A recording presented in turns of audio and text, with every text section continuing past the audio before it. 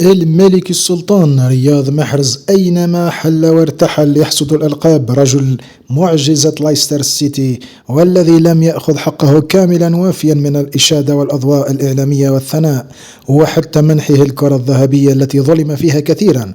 صاحب الفضل في تتويجات مانشستر سيتي بعديد الألقاب وأبرزها دوري أبطال أوروبا، لينتقل إلى آسيا من بوابة الأهلي السعودي ودوري روشان ليمنحهم أغلى الألقاب، ولأول مرة في تاريخهم دوري النخبة الآسيوي، اللقب الأغلى والأجمل والأحلى. وصاحب الفضل ب17 مساهمة، 8 أهداف و9 تمريرات حاسمة.